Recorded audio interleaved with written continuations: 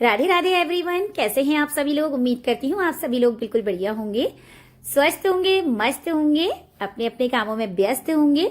आप सभी लोग का स्वागत करती हूँ अपने YouTube चैनल मंजू ब्लॉग में। दोस्तों, अगर आप अपना घर बनाना चाहते हैं ना, आप रेंट के घर में रहते हैं या कहीं ऐसी जगह रहते हैं जहां आपको बिल्कुल अच्छा नहीं लगता है, घर है लेकिन आपका पुराना, आप नया घर बनाना चाहते हैं, तो दोस्तों जल्द ही आपकी मनोकामना पूरी होने वाली है। बस आपको करना क्या है वो आप देखते जाइए, मेरा वीडियो स्किप नहीं करना है और मेरा पूरा वीडियो देखना है आपको।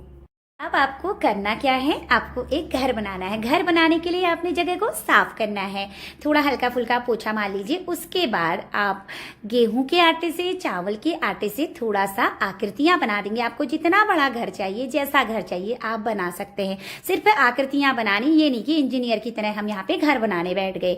तो मैं थोड़ा सा आपको वीडियो में बना के दिखा दे रही हूँ। मैंने 4 कमरे बनाए हैं, बीच में मैंने वास्तु भगवान बनाए हैं यानी कि लॉबी बनाई है, आगे की तरफ मैंने गेट बनाया है और घर बनते बनते मैंने अपना घर सजा भी दिया है गमलों से।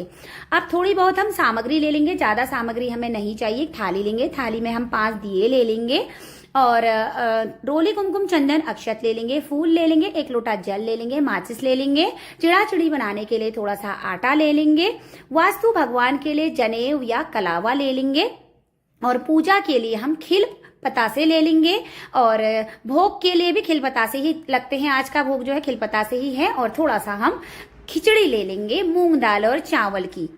तो हर किसी को होता है घर बनाने का शौक कि अपना घर हो, उसे हम सजाएं, गुलदस्ते रखें, फूल लगाएं, पेड़ पौधे लगाएं, गार्डनिंग करें, ये सब चीजों का है ना दोस्तों। तो ऐसा ही मेरा शौक भी है, वो मैं भी आपको वीडियो में लास्ट में बताऊंगी कि मेरा शौक पूरा हुआ कि नहीं। तो दोस्तों हम चिड़ाचिड़ी बना लेंगे आटे से। आटे की आकृति हल्की सी चिड़ाचिड़ी वाली आकृति दे देंगे, चिड़ाचिड़ी बना लेंगे और जहां पे वास्तु हमने पूजा करनी है वहां पे हम स्वास्तिक बना देंगे। चिड़ाचिड़ी को बीच में हम बैठा देंगे और फूल चढ़ा देंगे, टीका लगा देंगे और चारों कमरों में रोशनी के लिए जहां जहां मैंने कमरे बनाए हैं वहां हम दिए लगा देंगे। दिए को भी हम रोली कुमकुम चंदन अक्षत से तिलक कर देंगे।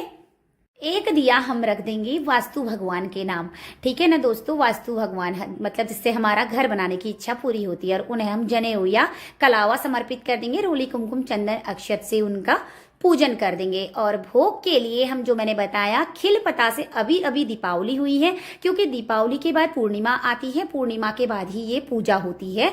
पूर्णिमा के दूसरे दिन आप रात में भी कर सकते हैं, शाम के समय भी कर सकते हैं, सुबह ना करें, शाम के समय कीजिए, क्योंकि मैंने भी ना शाम के समय ही की है, आपको ज्यादा बेहतर रहेगा।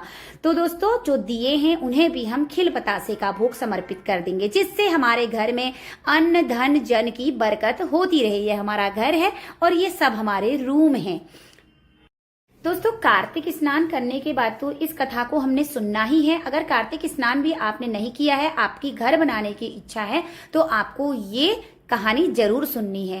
प्राचीन समय में 4 चुड़ियाएं थी, वो सहेलियां थी और वो कार्तिक स्नान करती थी। आया पड़वा, पड़वे के दिन सहेलियों ने सोचा कि हमें खिचड़ी बनाकर खानी चाहिए और स्नान करना चाहिए। खिचड़ी बनाने को रख दी सामग्री एकत्र करके और अपना नहाने चल दी। जब एक सहेली घर आई नहाकर, उसने देखा तो अभी खिचड़ी बनी नहीं है, उसने भाप खा ली। दूसरी सहेली ने देखा खिचड़ी नहीं बनी, उसने जल पी लिया। तीसरी सहेली ने देखा खिचड़ी बन चुकी है तो उसने खिचड़ी ही खा ली। चौथी सहेली जब तक पहुंची तब तक कुछ नहीं बचा था, खुरचन बची थी, उसने खुरचन खा ली। अब समय बीतता गया और चारों सहेलियां इस लोक का सुख भोग कर परलोक सिधार गई। समय बीतते बीतते नया जन्म हुआ चारों सहेलियों का। एक ही जगह उन्होंने जन्म ले लिया और उन्हें अपना पूर्व जन्म याद था। पहली चिड़िया राजकुमारी बन गई, दूसरी कुम्हार के घर जन्म ले लिया, तीसरी ने ब्राह्मण के घर जन्म ले लिया और चौथी जो है वो हथनी बन गई। अब जब जो राजकुमारी है उसका विवाह हो रहा था तो उसने कहा कि मैं अपनी सहेलियों को भी अपने साथ ले जाऊंगी, जो कुम्हार की बेटी है और जो ब्राह्मण की बेटी है। राजा ने कहा ठीक है, लेकिन फिर जब बात आई कि वो अपनी हथनी को भी साथ ले जाएगी, उसने कहा कि मैं अपनी हथनी को भी साथ ले जाऊंगी। जब हथनी के पास गई तो हथनी ने कुछ भी उत्तर नहीं दिया। जब उसने उसके कान में फुसफुसाहट की कि वो पूर्व जन्म में उसकी सहेली थी तो हथनी खड़ी उठ गई। अब राजा ने देखा जो उसकी बेटी राजकुमारी है वो जानवरों से बात कर रही है, उसको समझ में नहीं आया और उसने क्रोध किया और पूछा, तुम मेरी बेटी नहीं हो सकती, सच सच बताओ तुम कौन हो, तुम कोई बहरूपिया हो। राजकुमारी ने कहा, नहीं पिताजी, मैं आपकी बेटी ही हूँ। हम पूर्व जन्म में चारों चिड़ियाएं थी, हम सहेलियां थी, हम कार्तिक स्नान करती थी और पूर्णिमा के दिन हम मूंग दाल की खिचड़ी का सेवन करती थी। इसीलिए हमें अपना पूर्व जन्म याद है और इसीलिए हमने दोबारा से जन्म लिया है और एक ही साथ हैं। अब राजा विचार में पड़ गया। राजा ने सोचा कि कार्तिक स्नान का इतना बड़ा महत्व है, तो उसने भी मन में निश्चय किया और पूरे शहर में ढिढोरा पिटवा दिया कि सभी को कार्तिक स्नान करना चाहिए, पूर्णिमा के दिन मूंग दाल की खिचड़ी का सेवन करना चाहिए और दान पुण्य करना चाहिए इस दिन, और अपने इष्ट आराध्य को खिचड़ी का भोग लगाना चाहिए और पूर्णिमा के दिन जितना हो सके उतना हमें दान करना चाहिए। तो जिस तरह से राजा ने कार्तिक स्नान किया, चिड़ियाओं ने कार्तिक स्नान किया, खिचड़ी का सेवन किया और उन्हें पूर्व जो वृतांत था वो याद रहा और इस लोक का उन्हें सुख मिला और परलोक का भी सुख मिला। तो इस तरह से उनकी मनोकामना पूरी हुई। वो चारों सहेलियां आपस में फिर से मिल गई और दूसरे जन्म के बाद भी उन्होंने ऐसी जगह जन्म लिया जहां वो आपस में मिल गई। तो दोस्तों, जैसे चिड़ियाओं की मनोकामना पूरी हुई और राजा भी कार्तिक मास का गुणगान करने लगा, उसकी मनोकामनाएं पूरी हुई, इसी तरह से सभी की मनोकामनाएं पूरी हो। ये हुई हमारी चिड़ाचिड़ी की कहानी पूरी हुई। तो दोस्तों, कोई सी भी कहानी अकेले नहीं सुनते। अब मैं आपको दूसरी कहानी शॉर्टकट में गणपति जी की सुनाती हूँ। प्राचीन समय में एक बूढ़ी माई थी। वो आंख नहीं देखती थी, आंखों से अंधी थी। तो गणपति जी की पूजा करना तो नहीं जानती थी, लेकिन उसे जैसी भी आती थी वो गणपति जी की पूजा करती थी। अब गणपति जी उसकी जो पूजा थी उससे काफी प्रसन्न हुए। वह शुभ लाभ और सिद्धि के साथ उसके पास पहुंच गए और बूढ़ी माई से बोले, बूढ़ी माई बोल, तेरी क्या इच्छा है, तुझे क्या चाहिए? बूढ़ी माई बोली, मैं मांगना तो ना जानू गणपति जी। तो गणपति जी बोले, तू किसी से पूछ लेना, मैं तुझे समय देता हूँ, तू किसी से पूछ लेना तुझे क्या चाहिए, तू फिर उसके बाद मुझसे मांगना। बूढ़ी माई गई, अपने घर गई। बूढ़ी माई बोली अपने पुत्र से, बेटा मुझे आज गणपति जी मिले तो मैं उनसे क्या मांगू? बेटा बोला कि माँ तू उनसे खूब धन मांग ले, जिससे तेरी सातों पीढ़ियां बैठकर खाएंगी। फिर उसके बाद वो अपनी बहू के पास गई। बहू बोली, क्या करोगी धन का? आप पोता मांग लो। उसने कहा, बात तो तुम भी ठीक करती हो। फिर वो अपनी सहेली के पास गई। सहेली ने कहा, क्या करेगी धन का? क्या करेगी पोते का? तू अपने लिए आंखें मांग ले। वो बोली, बात तो तू भी ठीक कहती है। फिर उसके बाद इसी तरह से उसकी पूरी रात चिंतन में ही चली गई। सुबह जब उठी, गणपति जी आए।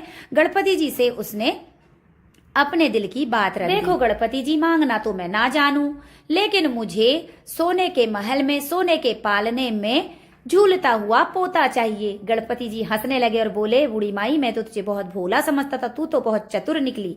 जिस तरह से बूढ़ी माई को अन्न धन और जन सभी सुख एक साथ दिए, इस तरह से सभी की मनोकामनाएं पूरी हो, सबके घरों में अन्न जन और धन की कभी कमी ना हो। ना दोस्तों, कार्तिक स्नान का महत्व, चिड़ाचिड़ी की कहानी, गणपति जी की कहानी और बूढ़ी माई की कहानी, सब कुछ मैंने आपको संक्षिप्त में बता दिया। दोस्तों, कौन कहता सपने पूरे नहीं होते? अब देखिए दोस्तों, मेरा सपना पूरा हुआ कि नहीं हुआ। मैंने भी यूट्यूब में आपकी ही तरह ये कहानी सुनी थी और मैंने मन में निश्चय किया कि मैं गणपति जी से प्रेयर करूंगी और ये चिड़ाचिड़ी की कहानी कहूंगी और अपने घर में इस तरह से ये आकृतियां बनाऊंगी, सजाऊंगी और अपनी मनोकामना मैं भी गणपति जी से पूरी महाराज की जय हो, रिद्धि सिद्धि के साथ सबके घर में आए और धन धान्य प्रदान करें, सुख शांति प्रदान करें। बोलो गणपति महाराज की जय। तो दोस्तों, ये जो सामग्री है इसका क्या करना है? सामग्री आप चिड़ियाओं को भी दे सकते हैं और जो आटा इत्यादि हो मछलियों को दे सकते हैं। क्षमा याचना के लिए आप दक्षिणा जरूर रख दें पंडित जी के लिए और अपने कुल आराध्य इष्ट देवता के लिए। तो दोस्तों, वीडियो अच्छा लगा हो तो प्यारा सा कमेंट कर दें। चैनल में नए हैं तो मेरे चैनल को प्लीज सब्सक्राइब कर दें यार।